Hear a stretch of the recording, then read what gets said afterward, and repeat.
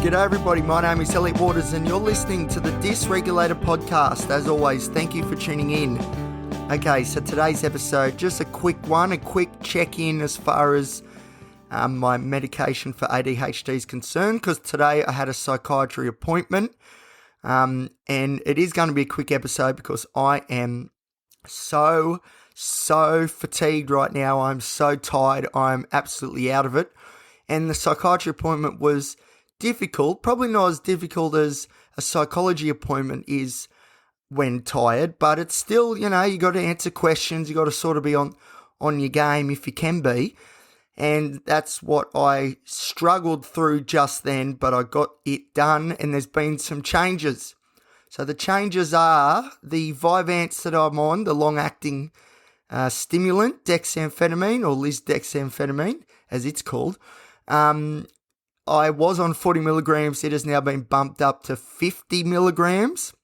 Now, this is significant because not so much that it's gone up 10 milligrams. That should have a bit of a, I should notice a bit of a difference, but nothing too earth-shattering. The reason why 50 milligrams is significant is because when I was on it before, years ago, that is the dose that I mostly stayed on, was 50 milligrams, which worked pretty good until it started to clunk out, and then I had to go up to 60, and then the top dose, the max dose of 70 milligrams, which I don't want to do this time if I can help it, because it's nice to have that wriggle room.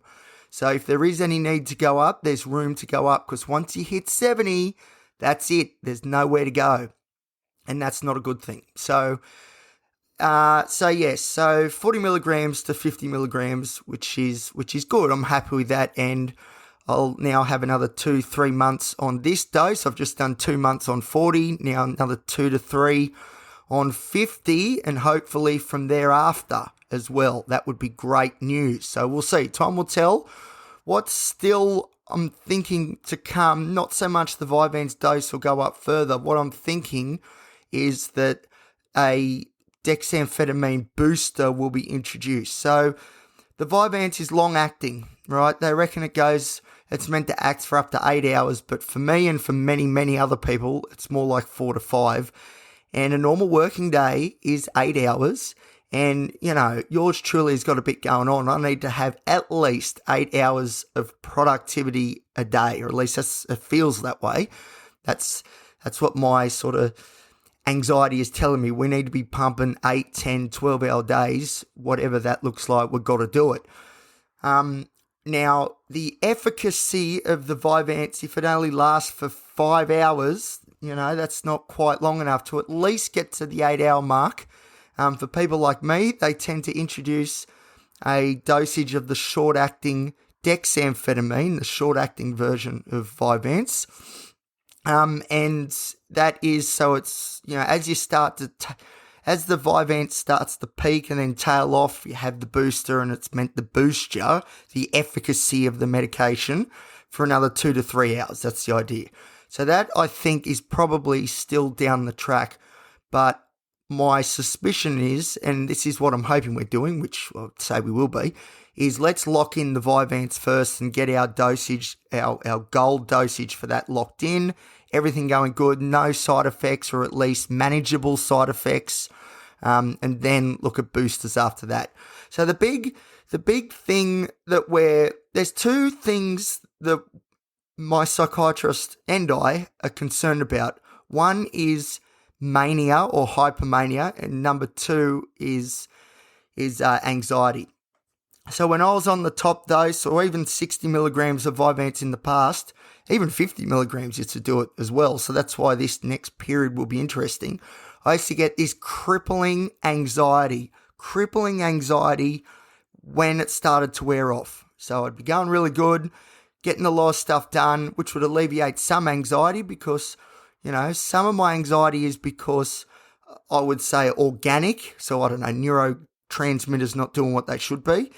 And there's also life factors, i.e. not being able to get stuff done because I've got ADHD. So that second lot of anxiety tends to improve a lot when I'm on these medications, because it gets me doing things. I can actually finish things, because not finishing things that you need to finish is stressful.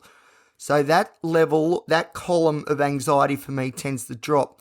But the other side, which is the neurotransmitter biological sort of origin of anxiety. So for me, this is anxiety that doesn't have a specific subject to it.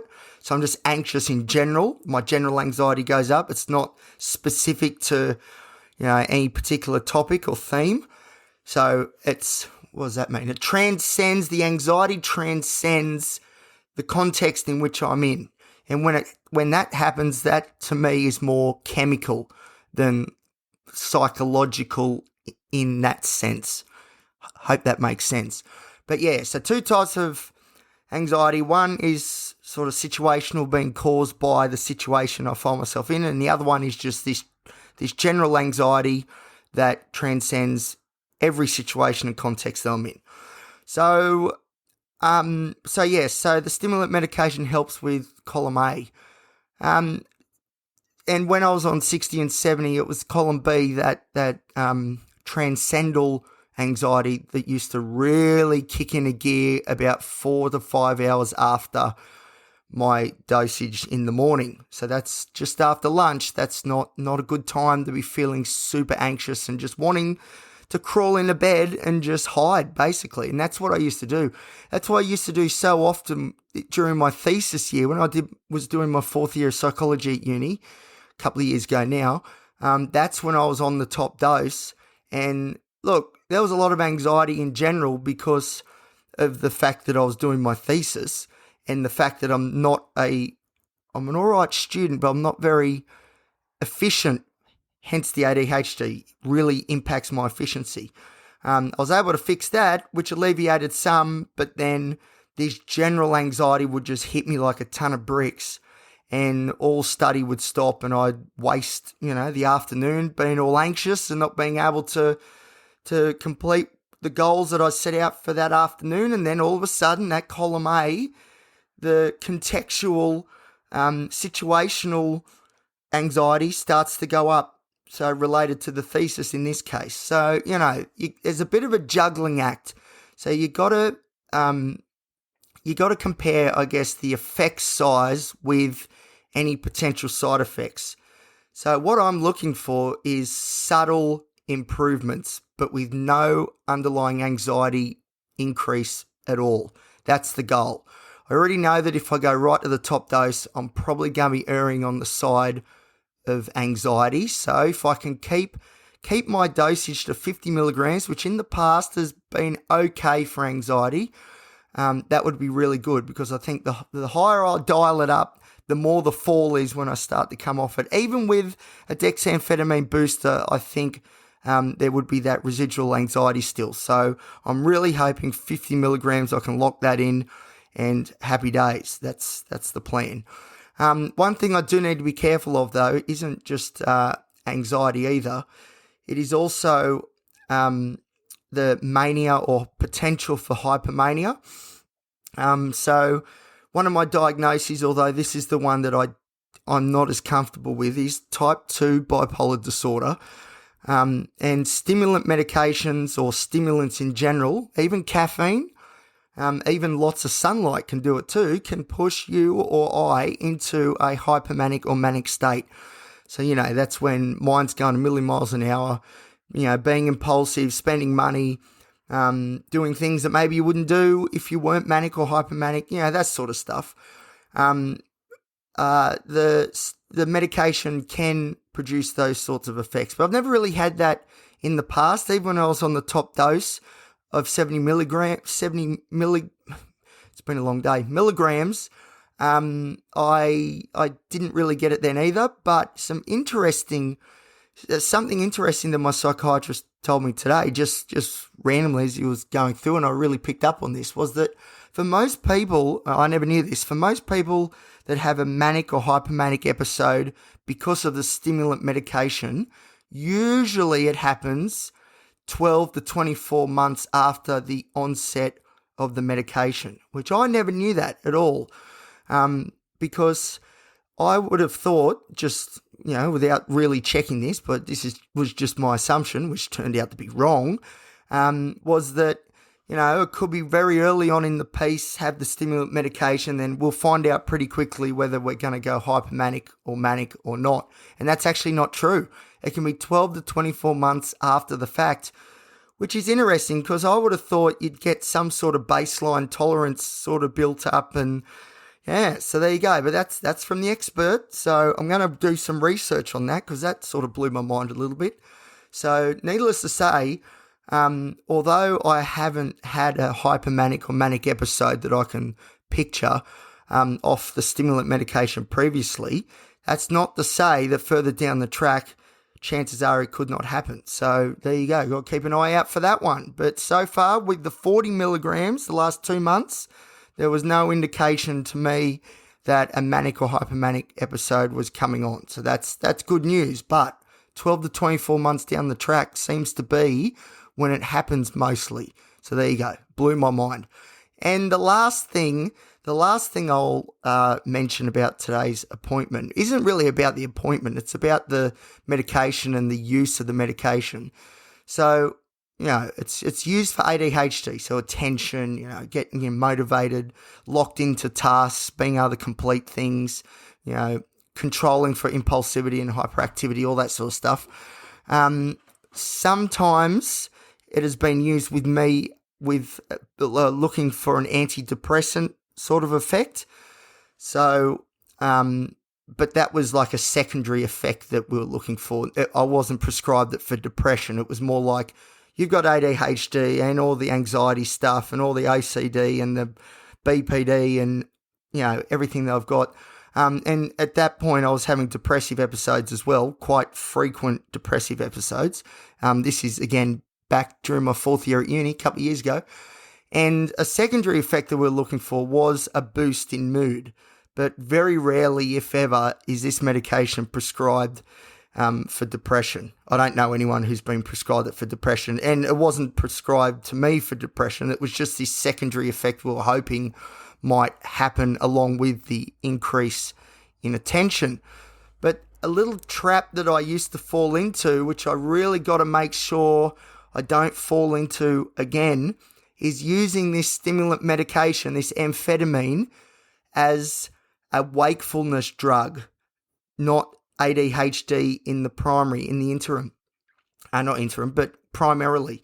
So because we know my sleep is horrendous and I'm always tired and all that sort of stuff. So previously, when I was on it before, I had the tendency to have maybe an extra dose just so I could try and stay awake. So fighting off sleepiness and all that sort of stuff and fatigue. It's not prescribed for, or not for me anyway, it's not prescribed for sleep or fatigue. It's prescribed for ADHD, and that's its primary use. If there's a secondary effect at all, it is maybe as a mood improver, but again, that's secondary. And we're not prescribing it, or it's not prescribed for that. But, it's amphetamine. So this stuff keeps you awake. So when I used to work, thankfully I've got, one main job at the moment, but when I used to work Bunnings in the Cambridge Hotel, for long listeners of the show, you would have heard me talk about the Cambo quite a bit. So the Cambridge Hotel being a nightclub live music venue, I used to work at Bunnings during the day, then work at the Cambo at night, and then have like 3-4 hours sleep, then back to Bunnings during the day, Cambo at night. That used to be my weekend, so I used to do that every weekend. But really, the only way I could do it, I guess successfully, but not without danger, was to max out on the Vyvanse or the dexamphetamine when I was on it originally, using it as a tool to stay awake and keep on keeping on, when that is not what it's prescribed for, and that can cause serious problems, especially if it becomes routine, which it certainly was, because that much sleep deprivation isn't good for anybody, and I'm living, breathing proof of that right now because my eyes are popping out, but I've got to, I'm on a 5 a.m. start again tomorrow, got to be up at 10 to 4, which is early, but again, I will have my Vyvanse in the morning before I go to work, but I've got to make sure that I keep it in mind that it isn't for fighting sleep. It isn't to get to work when otherwise maybe I I should be asleep. It's not to do extra things in the face of fatigue. That's not what it's prescribed for. It is prescribed for my ADHD. So there you go. That's the latest news there on the stimulant front as far as I go and my ADHD is concerned. It's good news though, moving in the right direction. You know, I'm a lot more confident now thinking of starting, because, you know, low key we know I want to start a new job at some point soon. Would be nice. Something to do with mental health would be great. I feel my confidence growing almost daily because as I can see myself achieve things I want to achieve with the help of the medication, which is pushing back against those ADHD qualities, the confidence I'm gaining is pretty significant when I think about potentially starting some new work. So I didn't really want to be applying for too many jobs or getting a new job while this ADHD wasn't being adequately medicated, but now it is. So I reckon, you know, we're just about ready to strike, I think. I think the confidence is almost there. A little bit more therapy, and then I'll be across the line. But the good news is the ADHD is being looked at, it's being medicated, and I'm more confident as a result. So there you go. All right, thank you everybody for listening. If you want to reach out to me, feel free to on Instagram, at elliot.t.waters. And if you're enjoying the show, which I really hope that you are, feel free to like, subscribe, give the show a great rating. 5 stars would be great. It's really good for the algorithm. And you can share it around with your mates. And as I said, you can follow me on Instagram at elliot.t.waters. All right, I'm going to bed. Until next time, I'll see you here on the Dysregulated Podcast.